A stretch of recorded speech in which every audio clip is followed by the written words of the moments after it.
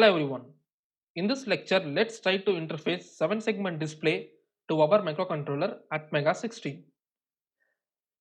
Let's get started. So firstly, we will build the simulation circuit in Proteus and then we will go for the programming part. So we are just going to interface a common cathode 7-segment display to our Atmega 16 microcontroller, and about these 7-segment displays I have just explained in deep in the previous 7-segment working lecture. So in that we just saw there are two types of 7-segment displays, right?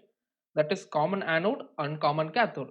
So we are just going to interface only the common cathode display to our Atmega 16 microcontroller.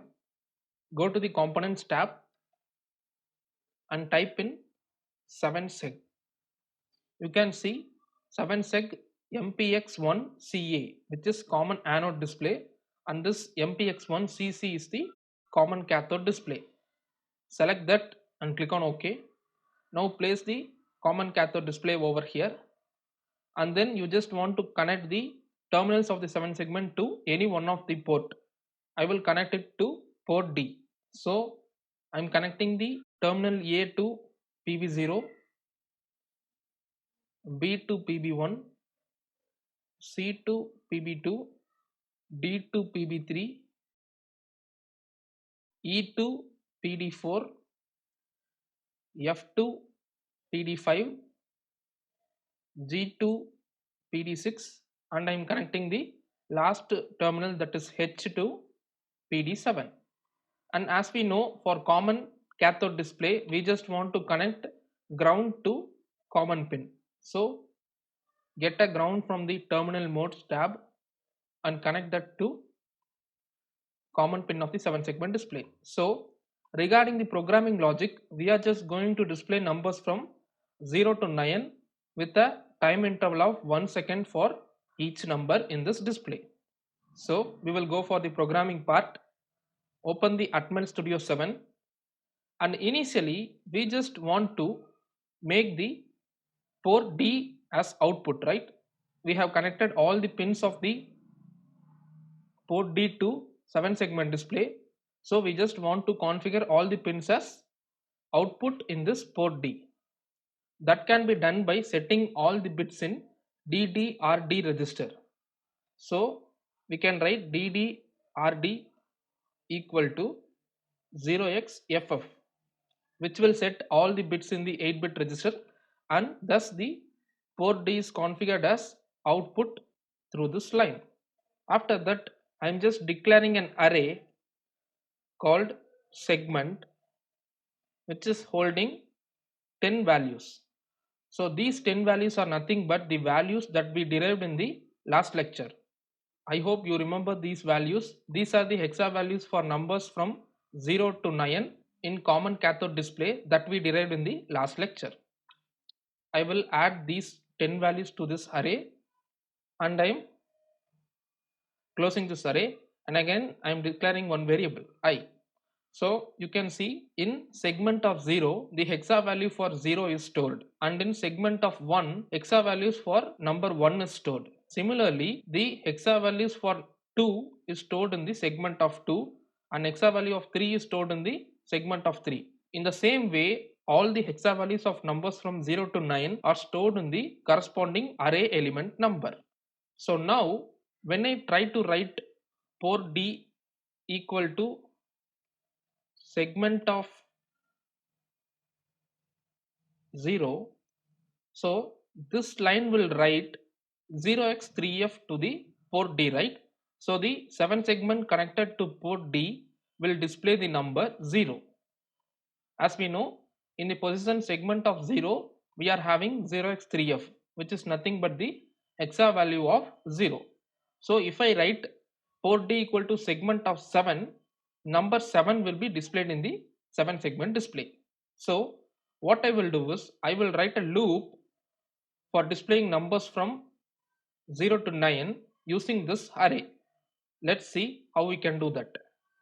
You can write for I equal to 0, I less than 10, and I plus plus.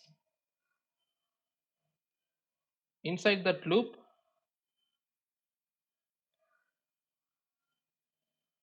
I am writing port D equal to segment of I. So you can see this loop starts with I equal to 0 and it will check for the condition 0 less than 10. So the condition is true. So port D will be assigned with the value of segment of 0, which is nothing but 0x3f. So suddenly after this, the 7 segment will be printed with the number 0 and we will produce a delay of 1 second using this delay ms function. So 0 will be displayed for 1 second and after 1 second the I will be incremented to 1. So now again the condition will be checked and the 1 is less than 10. So this condition will be true again and now the port D will be assigned with the value segment of 1, which is nothing but 0x06. So the number 1 will be printed to the 7 segment display. So after again 1 second the I value will be incremented to 2 and the condition is checked again. So the 2 is less than 10 and the condition will become true again and the port D will be assigned the value 0x5b, that is segment of 2. So now the number 2 will be printed to the 7 segment display and similarly it goes and it prints the value 4, 5, 6, 7, 8 and 9 and once the I value is 10 this condition will fail and the control of the program goes out of this loop. Since this loop is given within the infinite loop, again this loop will be starting from 0 and it prints the values from 0 to 9. This process continues till the microcontroller stops working, since this is given inside an infinite loop. So this is the logic. So the 7 segment available here will be printing numbers from 0 to 9 and again after 9 the process continues and it will keep on printing the same numbers. So that's all about the logic. Now I'm building the project using the build icon over here.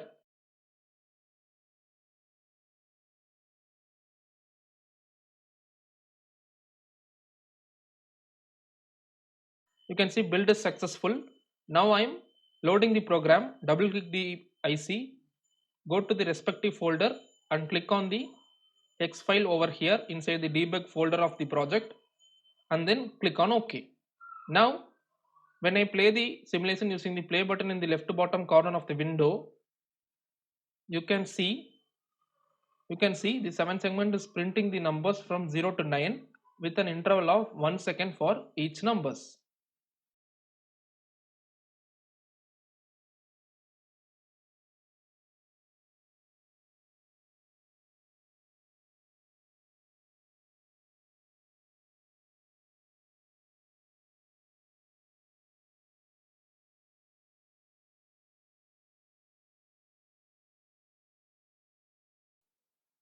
For uploading the program onto the microcontroller, firstly connect the USB ASP programmer to your PC through USB port and then connect the JTAG connector from your USB ASP programmer to your development board. If you are not having a development board or if your development board is not showing this JTAG terminal, you can directly connect the terminals of USB ASP programmer to your microcontroller pin nodes as per this circuit diagram. And you can build this circuit in a breadboard for programming your Atmega 16 microcontroller. After that, power up your development board using external 12V 1A adapter.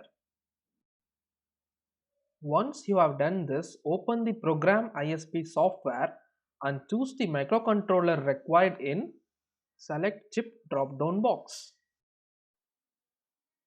Then after that, you just want to check this Program Flash checkbox and then check this Program Fuse and Verify Flash checkbox. And then you just want to set the clock to external crystal oscillator in the fuse bits configuration.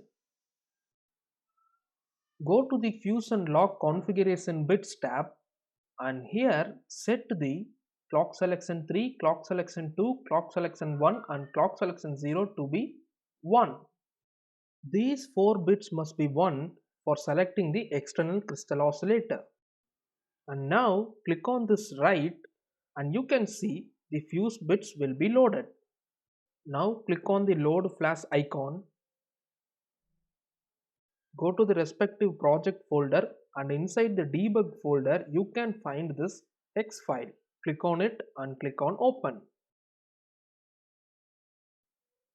Click on this erase to erase the chip, and then click on this auto button for uploading the program to the microcontroller. And the programming is successfully done. Now build this circuit to see the output in the hardware. You can see this is the output that I got in my hardware.